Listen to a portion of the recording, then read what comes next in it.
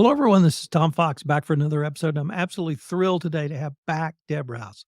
Deb's the executive director of the Kerrville Folk Festival. Deb, first of all, welcome back. Thank you so much. I always love coming in.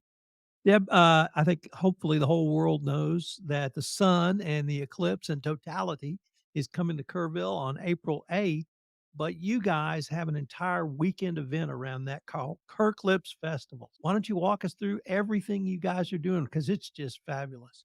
Yeah, we're very excited. In fact, we will be starting to welcome our volunteers to the ranch in just a week to gear up for that. We do still have some volunteer opportunities available. So if you'd like to volunteer and come out and get into this festival for free, you can certainly reach out to us and we'll help you do that. We are opening a little bit early on Thursday and Friday for our foundation members. The Kerrville Folk Festival has a foundation that is its umbrella nonprofit, Kerrville Folk Festival Foundation, and it oversees the Kerrville Folk Festival, Welcome Home Fest in the fall, and of course, KerrClipse. So members of our foundation get to come in early. We're hoping that way they can avoid some of the rush in traffic to get to the eclipse. We're encouraging them once they get there to settle in. They're probably not gonna be able to do an HEB run into town, and so we have members only programming on Friday night. On Saturday, we open our doors to the general public. We will have programming all afternoon and into Saturday evening. On Sunday, we're hosting some science presentations. We are the University of Hawaii Solar Sherpas, their astronomy research arm, will be on site and they'll have their telescopes out and talking to people about what they're seeing. And they're going to do two presentations on Sunday afternoon. One is geared towards, younger children to explain to them what's gonna happen, to prepare them a little bit for the fact that it's gonna get spooky, and to reinforce that they should not look at the sun without their glasses. Then on Sunday, we are having music playing during the event, and we are having a group called the Golden Dawn Orchestra, and they are a psychedelic, trippy, multimedia entertainment group that's gonna be performing during this very cosmic event. We are also reserving our Chapel Hill area for people who would like a more quiet reflection of the eclipse, and we are allowing our people to stay over Monday night so they can avoid some of the traffic getting back. Could you tell us some of the artists that are coming for the KerrClipse? Yeah, we're really excited about this because we were anticipating having a lot of people come from outside the area. A lot of our focus has been on Central Texas and Texas area bands. We're having the Dam Quails out of Austin that I've been a fan of for so long. We're also having Matt Kirk and the Wayfarers out of the New Braunfels area. A couple of the other groups that are coming in is the Brothers Fresh. They're a country duo from Austin that are pretty trendy right now. They were originally scheduled to appear on Sunday. We had to move them to Saturday because they're hosting a red carpet event for the CMTs on Sunday in Austin. Who else do we have? We have Big Richard. They're an all-girl quartet out of Colorado. Let's see who else. Good Looks is out of Austin. Jake Ames and Tyler Jordan front that, as they do what is it? The name is escaping me. The Stacks is their other group. We're also having Jomo and the Possum Posse, which are a lot of fun during the day. We're having Lost Pines out of Bastrop, Belladonna Theory from right here in the Kerrville area, Mazel Tov Cocktail Hour, which is a klezmer band out of Austin. So it should be a diverse, eclectic, very different than our usual programming weekend. What stage are you gonna be on for the KerrClipse? For KerrClipse, we're gonna be on Kennedy, our main stage. Our Friday night members only event will be at Threadgill, our small campground stage, and then everything else will be on our big stage in Kennedy. And we'll have craft vendors up there, food booths, food vendors across the ranch. Have you sold out, for parking? We have not. In fact, we have just this week put tickets on sale for parking only on Monday. So if there's someone who wants to come in for the eclipse, who just wants a place to park where they can see it, we are opening that up as well in our remote parking lot. But so far, we're good on parking. How you mentioned, some of the regular volunteers and other members of the foundation, may not be able to make their standard HEB run. What do you suggest people bring who are coming down to the ranch for the weekend?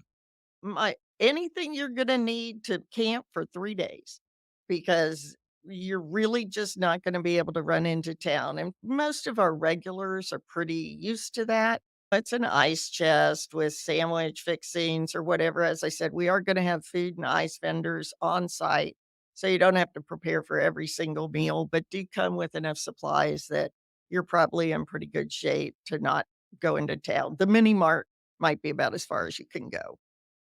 So I'd be remiss if I didn't ask for a teaser about May and June.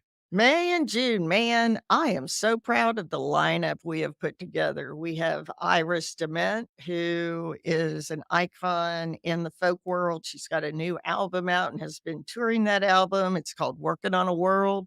Second weekend, we have Drew Holcomb and the Neighbors. And probably a lot of your audience does not know who Drew Holcomb and the Neighbors are, but they've probably heard them. The NCAA March Madness, if you've seen any of their commercials, they promo it with a song, "I Wanna Dance with Everybody," and that is Drew Holcomb and the Neighbors. That was adopted as the theme song for this year's NCAA March Madness. So, if you have watched TV anytime in the past month, you have heard Drew Holcomb. So I'd invite you to come out and see his whole set. He's phenomenal, a lot of fun. We have Hayes Carl 3rd weekend. We just confirmed Joe King Carrasco for opening night, along with the Topo Chico Cowboys out of the New Braunfels area. We have Lost Tex Maniacs coming. We have did I say Hayes Carl? Not yet. Hayes Carl 3rd weekend. So we have a pretty chock full lineup of some really great artists.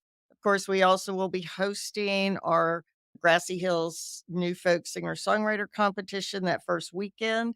We just closed that to submissions. We had 1,341 submissions.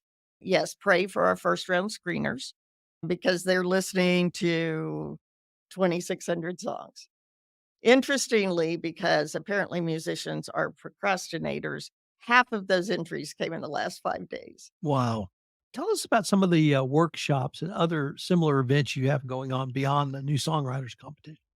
During the festival, of course, we have a workshop for harmonica, which we're having Nick Clark, a well-known, harmonica player from New Orleans, coming in to teach that. We also have our songwriting school. That is this year once again headed up by Steve Seskin, who has written well over 10 number 1 country hits. Along with that, he'll be having Vance Gilbert, who is a folk icon from the East Coast and also appearing on our lineup, and 2 younger singer-songwriters who are both veterans of our new folk singer-songwriter competition, Scott Cook and Mary Bragg. So they'll be doing that. We also, during the festival, we do a young artist incubator workshop, which is for kids under about the age of 12 to 13 to come out in an afternoon, and it doesn't cost anything. They can come out, they can get some tips on stagecraft and read a poem or sing a song on our stage to get a feel for what it's like to actually perform in the real world. How cool is that? It's very cool. It's a very fun afternoon. It will be the usual vendors, different vendors? Is that still in flux at this point? For our food vendors, it'll be pretty much what it was last year. It'll be barbecue and pizza and crepes and wraps and things like that. Of course, we're having the New Orleans people back, the gumbo and crawfish vendor back as well. So we're pretty well covered on that. Craft vendors, we've already sold out our craft vending booths. Wow. We should have a really good array of artisanal, handcrafted things for sale as well. We've talked about a lot of different items, services, events. But there's really one website that everybody can go to. Where is that? That is KerrvilleFolkFestival.org. It's all spelled out, KerrvilleFolkFestival.org. And that is your best place to find the where you can volunteer through that site or get directions on how to volunteer. You can see what our workshops are. You can see our ticket prices so you can buy tickets. You can find out more information about RV reservations if you wanna bring your RV out to the festival.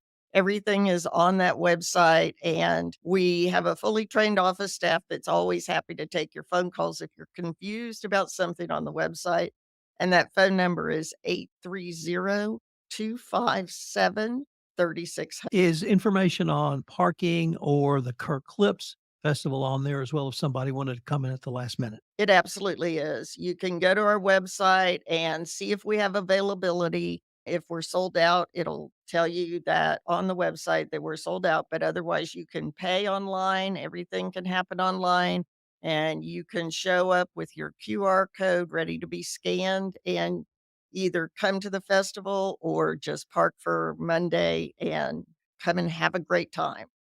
And if someone wanted more information on the foundation or maybe even join the foundation so they could come out early for the KerrClipse, where would they go?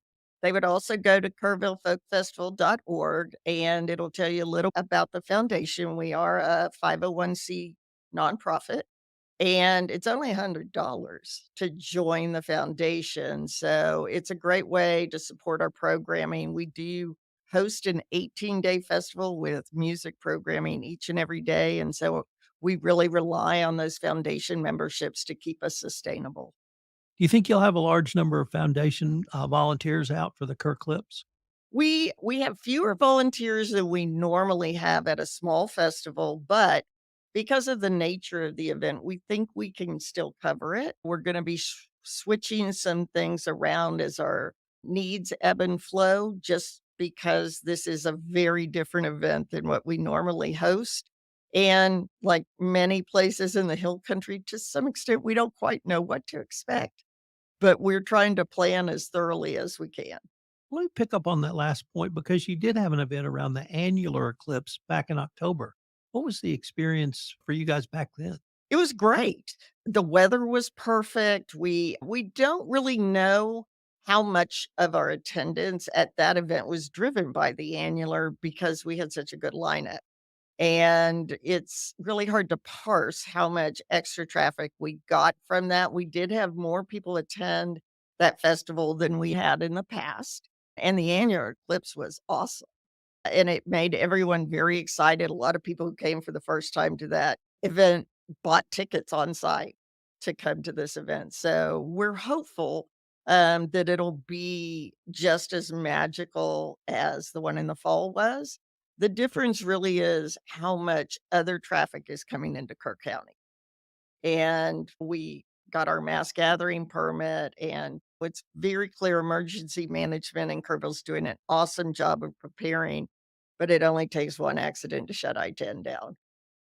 Deb, I wanted to thank you again for taking the time to visit with me. I can't wait for the KerrClipse and I can't wait for May and June to come.